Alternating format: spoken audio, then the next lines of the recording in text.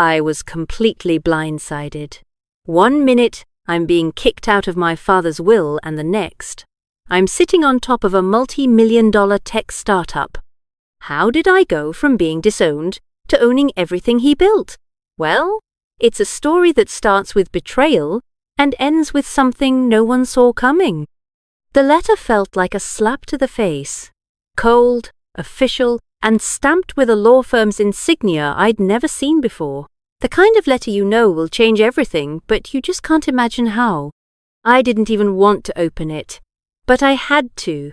And when I did, my world fell apart in the worst way possible. I thought I'd prepared myself. I'd worked my whole life for a chance to prove myself to my father. I'd done everything right, gone to the best schools, started my own projects, fought for my place. And yet, here I was, staring at the paper that told me I was nothing. Disowned, stripped of everything. My name? Removed from the will, erased from the family legacy. It wasn't just a letter, it was the end of everything I'd known. But then, something unexpected happened. And that's where things got crazy. I'm not kidding. Just wait until you hear the rest of this. Trust me, you won't believe what happened next. If you've ever felt like you've been kicked to the curb by the people closest to you, comment the number 1 so I know I'm not alone. If you've ever been told you weren't enough, hit that like button. And if you believe stories like mine deserve to be told, subscribe, because the crazy part of this story is just beginning. My name is Vivienne, and for most of my life, I believed I was destined to carry on my father's legacy. Jonathan, a self-made billionaire, was the backbone of a tech empire that spanned continents. He often told me, "Vivienne, you're the future. This company will thrive with you at the helm." For a long time, those words were everything I wanted to hear. But when you grow up in the shadow of greatness, you start to question whether you can ever live up to it. Despite all his promises, there was a cold distance between us. My father's world was never about love or connection. It was about business. It was about power, influence, and profits.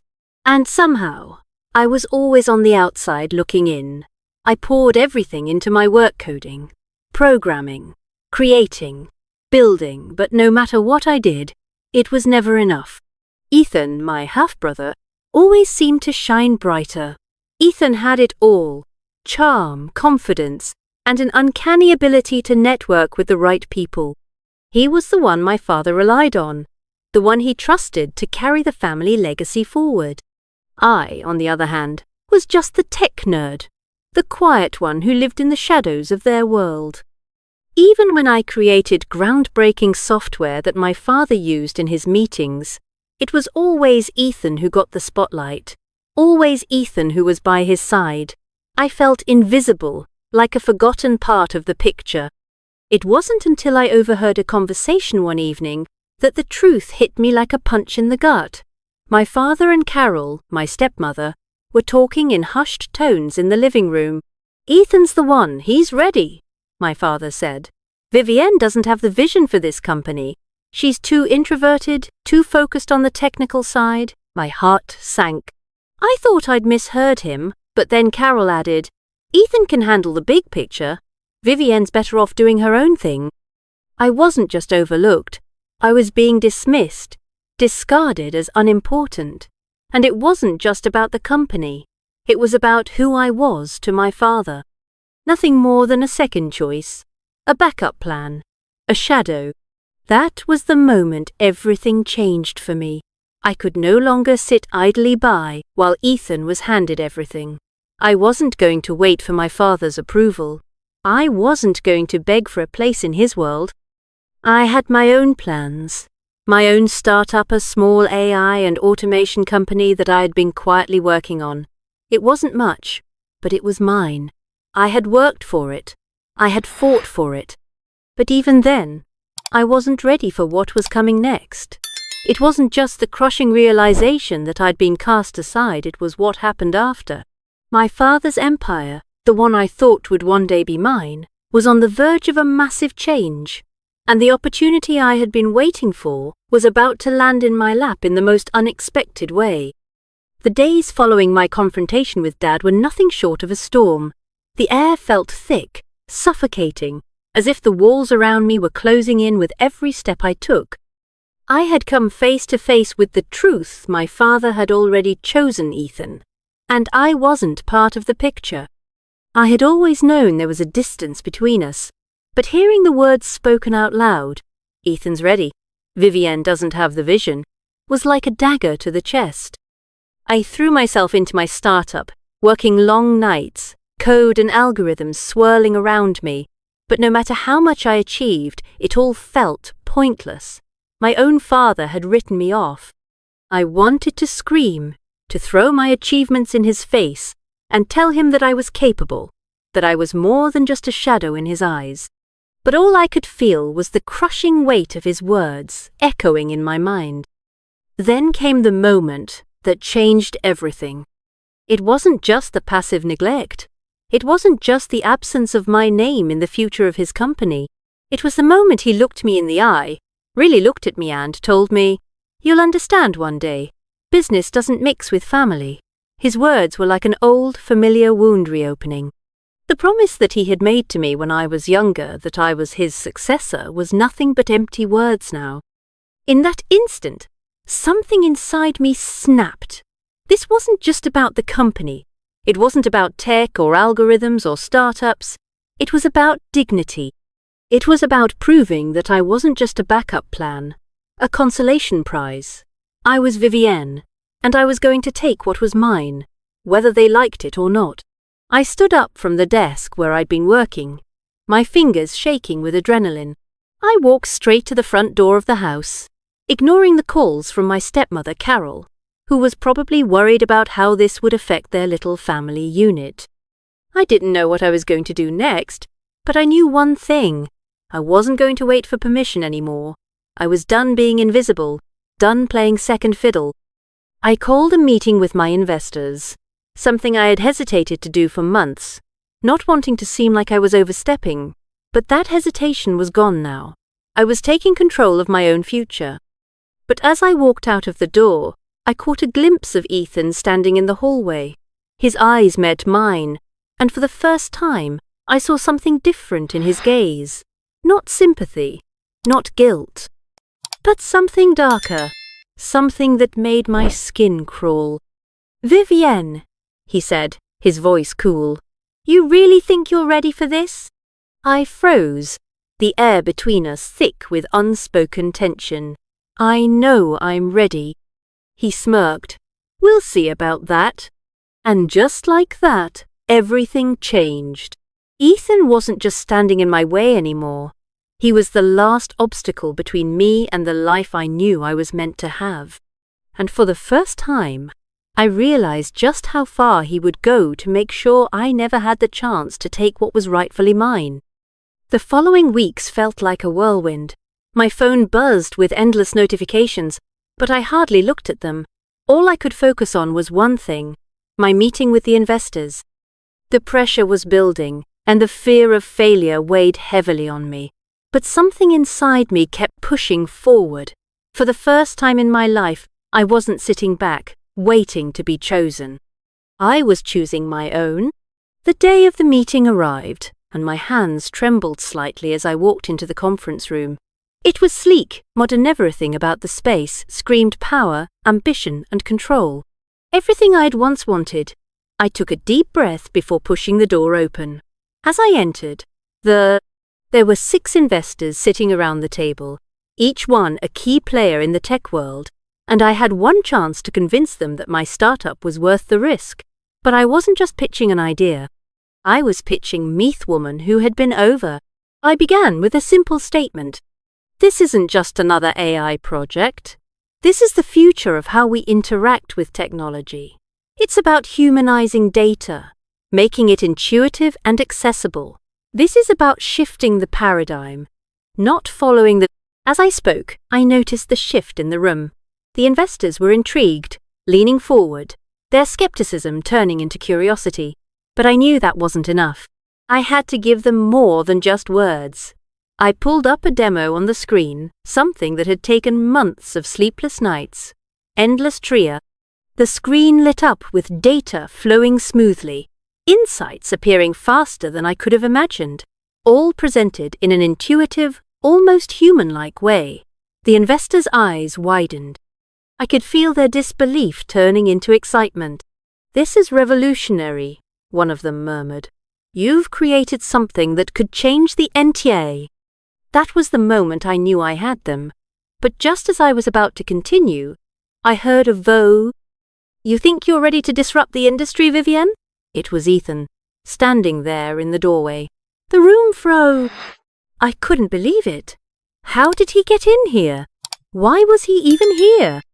I know what you're all thinking.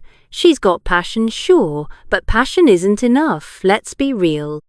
Do you really want to put your money into something that doesn't have the right connections, the right team? His words hung in the air, cold and cutting. My father's company, my company, has the rezo. The tension in the room was palpable. My heart pounded in my chest, but I refused to let him see how deeply his words cut. I couldn't let him ruin this moment. With every ounce of control I had, I turned to the investors and spoke calmly, firmly. "Ethan may have connections, but I have something better. I have the vision. I have the drive. And I have so he'll never have the passion to see this through, no matter the cost." Ethan opened his mouth to retort, but one of the investors, an older man with greying hair, held up his hand, stopping him. "I think we've seen enough." The room was silent for a long moment. Ethan's smug expression faltered as he realized the tide was turning. "You've got your funding, Vivienne," the investor said, his tone final. "We're in."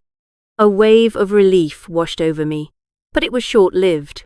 As the meeting ended and the investors filed out, I saw Ethan standing by the door, his jaw clenched, eyes burning with resentment. "You won this round," he said, his voice low and dangerous. "But don't get too comfortable. This isn't over. You've just opened a war with me." His words echoed in my head as I walked out of the building. For the first time, I truly understood what it meant to fight for what was mine. But I also knew this was only the beginning. Ethan wasn't going to give up easily. And as much as I had achieved today, the real battle was just starting. The days that followed felt like I was stuck in a nightmare I couldn't wake up from. My phone rang constantly, but I could barely bring myself to answer it. My head was spinning, the weight of everything pressing on Mimi's startup, my family's betrayal, the war that was just beginning. I had won the pitch with the investors, but that victory felt hollow. I should have been celebrating, but instead I was trapped in the suffocating feeling that everything I had worked for was slipping through my fingers. I spent years believing my father would see me for who I was, that he would recognize my potential. All my sacrifices, my late nights, my dedication, it felt like it meant nothing. Ethan was handed everything, while I was left to scrape by, fighting for crumbs. I wasn't just angry, I was crushed. The disappointment in my father's eyes still haunted me, like a shadow I couldn't escape. But the worst blow came when I received the phone call. I was in my office, trying to put together a plan for the future when the number popped up on my screen. It was my father's lawyer. I answered, my heart pounding in my chest. "Vivienne." His voice was cool, detached, as though he wasn't delivering a message that would change my life. "I need to inform you that your father has decided to transfer the rights to all of the intellectual property to Ethan. This includes the software, the patents, everything." The words didn't make sense at first. I had to hear them again. "What do you mean, transfer? This is my work. I built it. It's mine." "I'm sorry, Vivienne," he said, cutting me off. "Your father signed everything over last week. Ethan's now in control. Everything I had built, everything I had sacrificed, gone. In an instant, it was no longer mine." My heart sank. I felt a cold rage building inside of me. How could he do this? How could my father let Ethan take it all? Ethan, who had done nothing but coast through life on the back of my father's name. Ethan, who had always been the golden child, the one my father had always favored. I sat in my chair, numb, staring at the phone in my hand. Betrayal hit me like a wave, and I almost couldn't breathe. This wasn't just about losing the company. This was about the fact that my father had chosen Ethan over me. All those years of working to prove myself, to be recognized, to show I could stand on my own, and it was all wiped away with a signature. For a moment, I wanted to give up. I wanted to let the anger and the hurt swallow me whole. But then something snapped inside me. I wasn't going to let this be the end. Not like this. I had worked too hard to get here. I had sacrificed too much. I wasn't going to let Ethan or my father take everything I had fought for. I stood up, fists clenched, and walked to the window. The city sprawled out before me, a sea of lights and opportunities. My eyes narrowed. This wasn't just about Ethan and my father. This was about me. This was about proving that no Wanino family member, no business partner, no one could take away what I had earned. I gathered myself, shaking off the weight of the moment. I had one choice, to give up or fight back. And I was done giving up. I picked up the phone and called my team. It was time to fight. "We're not done yet," I told them, my voice steady. "We're going to double down. We're going to push harder. We're not going to let Ethan take this from us. I've built this with my own hands, and we're going to prove that no one can take it away." There was no hesitation in my words. For the first time in a long time, I felt a surge of determination and clarity. I wasn't going to let my father's decision define me. I wasn't going to let Ethan's arrogance steal my future. This was my fight, and I wasn't walking away. But even as we put our plans into motion, I knew the real battle had just begun. Ethan wasn't going to roll over. He would fight, and so would I. But this time, I wasn't alone. And no matter what happened next, I was ready. The fight isn't over. Vivienne has fought for everything she has, only to be blindsided by those she trusted, the Moster father and her half-brother. The stakes are higher than ever. She's standing at a crossroads, facing not just the future of her company, but her entire relationship with her family. It's no longer about who has the rights to what. It's about who gets to define Vivienne's story. But here's the real question. If you were in Vivienne's shoes, what would you do? Would you continue fighting for what's yours, even at the cost of your family? Or would you walk away, letting go of the dream and the betrayal that haunts you? And who do you think is truly to blame in this situation? Is it Vivienne, for being too focused on proving herself and disregarding the value of relationships? Or is it her father, for making decisions that ultimately push his daughter aside in favor of the son he's always favored? What about Ethan? Could he have handled things differently? Or is he just playing the game the way he was taught? Lastly, would you ever forgive someone who's done what Vivienne's family has done to her? Or does betrayal run too deep to ever heal? Let us know what you think in the comments below. Like this video if you've ever had to fight for something that felt impossible. Share it with someone who's been in a similar situation. Subscribe for more stories of ambition, betrayal, and overcoming the odds. Thanks for watching, and we'll see you in the next one.